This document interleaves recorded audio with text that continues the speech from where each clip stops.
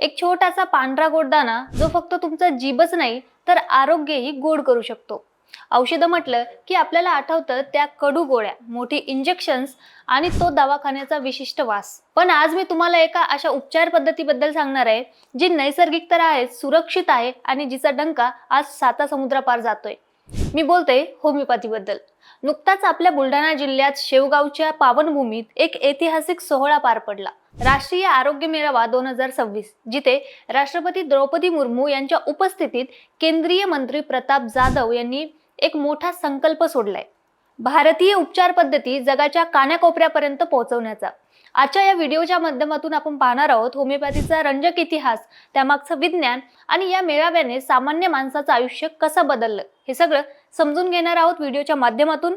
नमस्कार, मी पूजा आणि तुम्ही बघताय सत्य पे सत्ता, म्हणजे थोडक्यात पण महत्वाचं. बुलढाण्याच्या इतिहासात पहिल्यांदाच इतका मोठा आरोग्य मेळावा झाला. 4 दिवस शेगावचा 20वा भक्तनिवास संकुल जणू आरोग्याचं केंद्र बनला होता. केंद्रीय आयुष मंत्री प्रताप जाधव यांच्या कल्पनेतून साकारलेल्या या मेळाव्यात सुमारे 10,000हूनही अधिक नागरिकांनी लाभ घेतला. प्रताप जाधव यांनी एक खूप मोठी आणि महत्वाची गोष्ट सांगितली, ती म्हणजे पंतप्रधान नरेंद्र मोदी यांनी त्यांच्यावर टाकलेला विश्वास. आयुष मंत्रालयाची जबाबदारी मिळाल्यानंतर त्यांनी ठरवलं की आयुर्वेद आणि होमिओपॅथीला केवळ शहरापुरतच मर्यादित न ठेवता ते खेड्यापाड्यात आणि तिथून थेट जागतिक स्तरावर नेलं पाहिजे. या मेळाव्यात फक्त औषधं दिली नाहीत, तर तब्बल 10,000 चष्म्यांचं मोफत वाटपही केलं. दिव्यांग बांधवांसाठी सायकली आणि कृत्रिम अवयवांची सोय झाली. हे सगळं सांगण्याचं कारण असं की सरकार आता होमिस्टिक हेल्थ म्हणजे सर्वांगीण आरोग्यावर भर देत आहे. आता वळूया आपल्या मुख्य विषयाकडे, म्हणजेच होमिओपॅथी. अनेकांना वाटतं की ही भारतीय पद्धती आहे, पण याचा जन्म झाला जर्मनीमध्ये. 18व्या शतकात एक डॉक्टर होते, डॉक्टर सॅम्युएल हॅनेमन. ते त्या काळातले खूप मोठे डॉक्टर आणि भाषातज्ञ देखील होते. त्या काळी वैद्यकीय उपचार पद्धती खूप भयानक असायच्या. रक्त काढणे, अंगाला जळवा लावणे अशा पद्धतीमुळे रुग्ण बरा होण्याऐवजी जास्त आजारी पडायचा. डॉक्टर हॅनेमन यांना हे पटत नव्हतं. त्यांनी प्रॅक्टिस सोडून दिली आणि पुस्तकांचा अनुवाद करायला सुरुवात केली. एके दिवशी एका पुस्तकात त्यांना सिंकोना नावाच्या झाडाच्या सालीबद्दल माहिती मिळाली, जी मलेरियावर गुणकारी होती. त्यात लिहिलं होतं की ती साल कडू आहे म्हणून ती गुणकारी आहे. हॅनेमन यांना हे पटलं नाही. त्यांनी स्वतःवर प्रयोग केला. त्यांनी स्वतः ती साल खाल्ली आणि त्यांना काय आढळलं?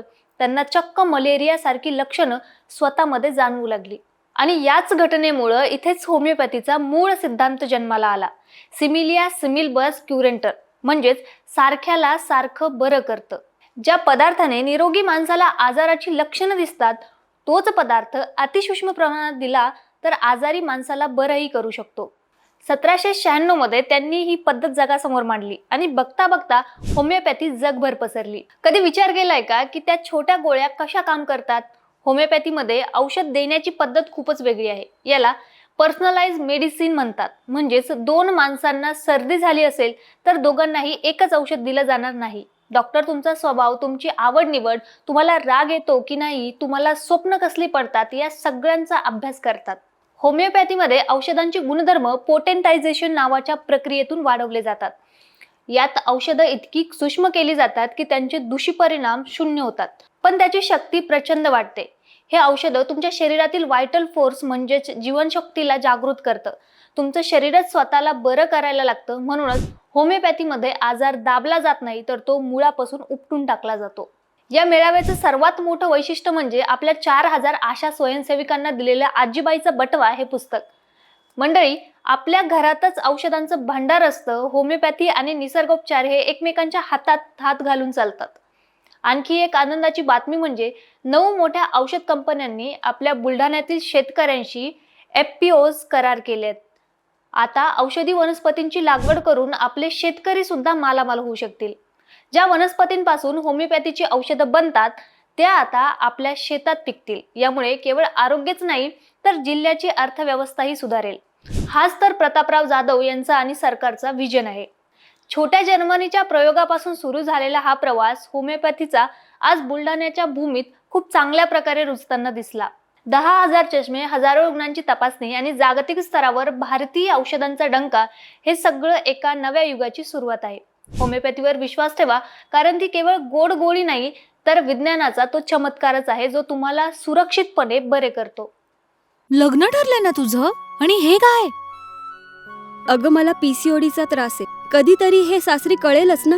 मग त्याच्यामुळे मुलं होण्यात अडचण येते ना. एकतर पीसीओडी इतका गंभीर आजार नाहीच आहे आणि त्यावर सोपा उपाय आहे. आपल्या ईशाला लग्नाआधी असाच त्रास होता. तिने डॉक्टर चाटेज होमिओपॅथी क्लिनिक मध्ये उपचार घेतले आणि तिला आता 2 मुलं आहेत. डॉक्टर चाटेज होमिओपॅथी क्लिनिक, साइड इफेक्ट नसलेला होमिओपॅथीचा नैसर्गिक उपचार. 9545727107